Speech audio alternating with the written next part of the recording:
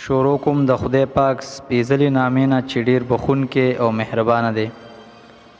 قدرمندو، ستاسو ورور صالح نادان ما او یو ځل بیا تاسو سره حاضر یم د غنمرنګ افیشل د چینل نه او د صالح نادان د پاڼې نه.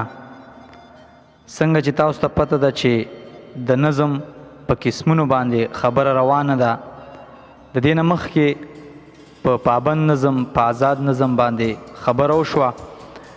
نن به په دغه ویډیو کې په معرّن نظم باندې خبره کیږي چې معرّن نظم څه ته وایي او معرّن نظم څنګه لیکلی شي او د دې تعریف څه دی.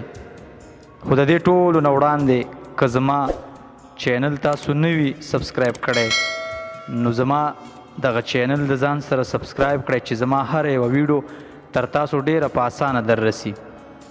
نو اوس راځم معرّن نظم ته چې معرّن نظم څه ته وایي. د معرّن نظم مطلب دی بلا کافیه، یعنی د کافیې نه بغیر. معرّن نظم هغه نظم ته ویلی شي چې وزن او بحر لري خو د کافیې او د ردیف د پابندۍ نه آزاد وي. دا قسم نظم پښتو ته د انګریزۍ نه راغلی دی چې د بلینک ورس لغوي ترجمه ده. مشتاق مجروح سے په خپل کتاب کې لیکلي چې پخوا به دې ته غیر مکفن نظم ویلی شو، ولې دې کې د کافی پابندي نشته او یو شاعر پکې په آزاده طریقه خپل خیالونه، احساسات، نظریې او جذبې بیانولی شي. د ارواښاد صاحب شاه صابر صاحب دا نظم مې ستاسو د پوهې دپاره مثال کې راوړی دی چې په دې ډول دی د تاریخ د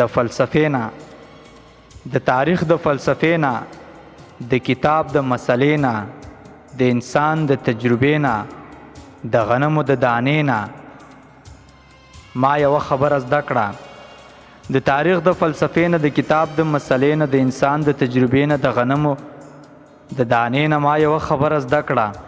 په یوه خبره پوه شوم چې ګناه هم د کار سیز دی. دا د معرّن نظم تعریف. که تاسو پرې نه وی پوه شوي نو دغه ویډیو بار بار وګورئ نو بیا به پرې پوه شئ. که کوم ملګري پې بیا هم نه رسي یا څه پوښتنه لري نو مانې کولی شي ما ته په صالح نادان آیډۍ باندې هم میسیج کولی. د یو نوي موضوع سره، د یو نوي ویډیو سره به یو ځل بیا حاضرېږم. تر هغې پورې ما صالح نادان او ما سره مرستیال ملګری منصور الهام ته ورکړې اجازت. د لوی الله په امان.